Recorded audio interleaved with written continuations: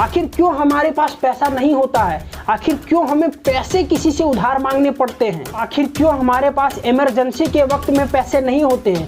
आखिर क्यों हम हमेशा पैसों को लेकर के चिंतित रहते हैं?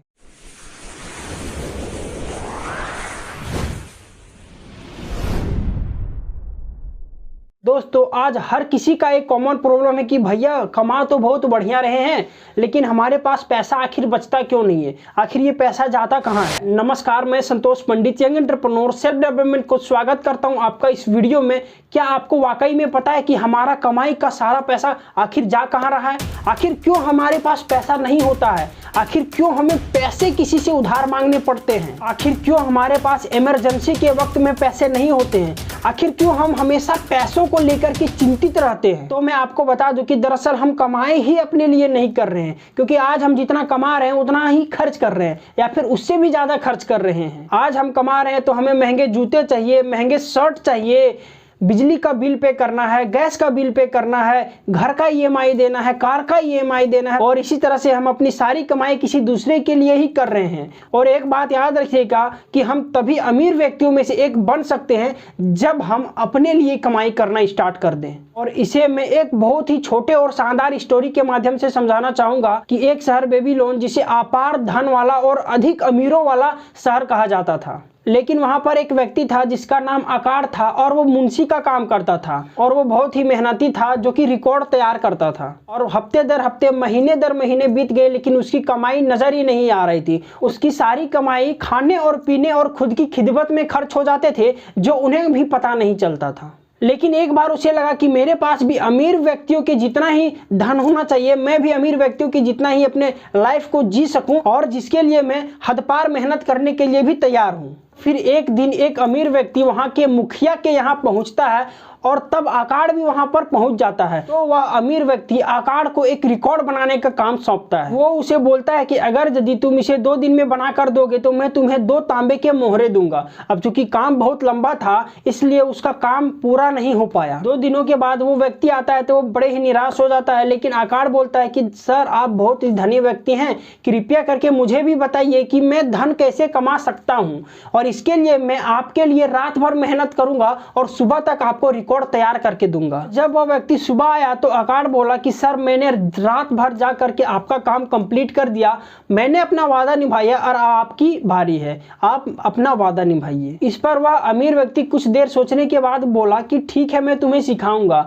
मैं तुम्हें बताऊंगा जो तुम जानना चाहते हो, लेकिन मेरे बातों पर गौर करना। अगर तुम मेरे बातों को ध्यान पूर्वक ना सुनकर अपने मन में नहीं बैठाओगे तो निश्चित रूप से आपका रात भर जाग कर मेरे लिए काम करना बेकार हो जाएगा। और इतना कहने के बाद वो धनी व्यक्ति फिर से आकार को बोलते हैं कि मैं दौलत की राह को तब ढूंढ पाया जब मैं अपने आप में ये तय किया कि मैं जितना भी कमाऊंगा उसका एक हिस्सा केवल और केवल मेरी बचत के रूप में सुरक्षित रहेगा, और यही तुम्हें भी करना है। आकार ने कहा बस इतना ही? तो वह अमीर व्यक्ति बोला कि एक भेड़ चलाने वाले इंसान को साहूकार बनाने के लिए इतना ही काफी है। इसमें आकार ने कहा लेकिन मैं जो कुछ कमाऊं उसका सारा हिस्सा मैं बचा कर रखूं, क्या ऐसा नहीं हो सकता? तो इस पर वो अमीर व्यक्ति बोले कि जो तुम कमाओगे क्या उसमें से तुम अपने कपड़े बनाने वाले को नहीं दोगे? तुम जो खाओगे उसके लिए क्या तुम्हें पैसे भुगतान नहीं करने होंगे? क्या तुम बेबीलोन में बिना पैसों के रह लोगे? पिछले महीने तुमने जो कमाए वो कहाँ गया? पिछले सालों में से जो तुमने कमाए वो पैसा कहाँ गया? मूर्ख, तुम हर किसी को भुगतान करते हो सिवाय खुद को देने के। अरे दुखी आत्मा, तुम हमेशा दूसरों के लिए काम करते हो। इससे बढ़िया यह है कि तुम गुलाम बन जाओ और अपने मालिक के लिए काम करो। इसके बदले में वे तुम्हें पहनने को और खाने को देगा। अगर तुमने अपनी कमाई का 1/10 यानी 10वां हिस्सा भी बचाया होता तो सोचो कि आज 10 साल के बाद तुम्हारे पास कितना धन होता, और जो पैसा तुमने बचाया होता वो तुम्हारा गुलाम होता। निश्चित रूप से वह तुम्हारे लिए काम कर रहा होता, और उससे पैदा होने वाले बच्चे यानी उस पे मिलने वाला जो इंटरेस्ट वो भी निश्चित रूप से तुम्हारे लिए काम कर रहा होता। और यह सब मिला करके इतना हो जाता जो कि तुम्हारे सोच से अधिक हो जाता। आप जितना कमा रहे हो उसका एक हिस्सा जरूर बचाना चाहिए, या फिर आप जितना कमा रहे हो उसका 5%, 10% या फिर 15%, आपको जितना ठीक लगे उतना आपको जरूर बचाना चाहिए। फिर चाहे आपकी आमदनी 5,000 या फिर 10,000 ही क्यों ना हो, लेकिन आप सबसे पहले अपने आप पर भुगतान कीजिए। कपड़े, महंगे जूते और अनावश्यक चीजों पर थोड़ा कम खर्च कीजिए। और इतना कहने के बाद वह व्यक्ति वहां से चला जाता है और अब आकाश अपना कमाई का एक हिस्सा बचाने लग जाता है। लेकिन क्या होता है, हमारे पास पैसे आने के बाद हमें नए नए चीजों को खरीदने का बड़ा शौक चढ़ जाता है। और बिल्कुल यही आकाश के साथ भी हुआ, लेकिन वो अपने इच्छाओं पर काबू पाया और अपने पैसे को खर्च नहीं किया। और फिर कुछ महीनों के बाद वह व्यक्ति फिर से आया और उनसे पूछा, क्यों आकाश, तुम अपने कमाई का एक हिस्सा अपने आप को दे रहे हो या फिर नहीं? आकाश बोला, हाँ सर, जैसा आपने कहा था बिल्कुल मैंने वैसा ही किया।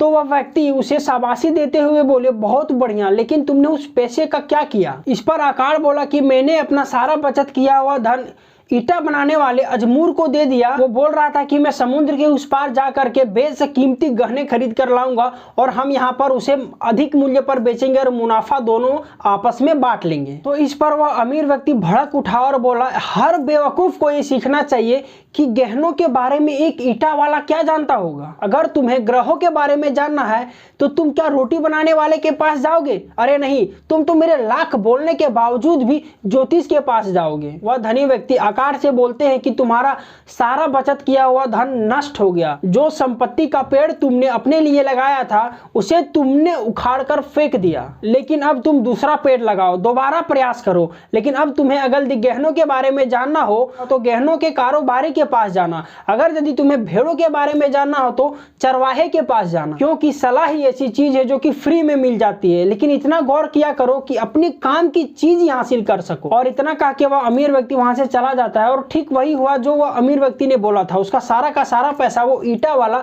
डुबा देता है। लेकिन आकाश अपनी हिम्मत नहीं हारे, वह फिर से अपना पैसे को बचत करना स्टार्ट किया और अब उसके पास फिर से अच्छी खासी रकम जमा हो गई थी। अब उसके बाद वह अपने पैसे को बड़े ही सूझबूझ के साथ निवेश किया और उससे पैदा होने वाले बच्चों के बच्चे के बच्चे, यानी उस पर जो मिल रहा रिटर्न के ऊपर रिटर्न को भी अपना गुलाम बनाया और उससे वह काम करवाता रहा। और इसी के साथ मैं आपको वॉरेन बफेट का एक लाइन बताना चाहूंगा जो कि आपको और हमको जीवन में उतारने की जरूरत है। वो कहते हैं कि खर्च करने के बाद जो आपके पास बच जाता है उसको नहीं बचाना है, बल्कि जो बचत करने के पास आपके पास बच जाता है उससे आपको खर्च करना है। और बचत की हुई धन से अपनी भविष्य की आमदनी सुरक्षित कीजिए। बुजुर्गों की ओर देखिए और मत भूलिए कि आने वाले दिनों में आप भी उन्हीं में गिने जाएंगे। इसीलिए अपने धन को बड़ी ही सतर्कता के साथ निवेश करें और उसके ऊपर खुद की पूरी रिसर्च करें ताकि आपका फंड सेफ हो।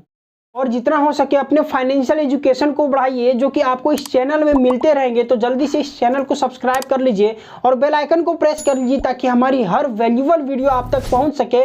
सो इसी तरह से सीखते रहिए, बढ़ते रहिए और मिलते हैं किसी अगले वीडियो में एक अच्छे टॉपिक के साथ। तब तक के लिए बहुत बहुत धन्यवाद।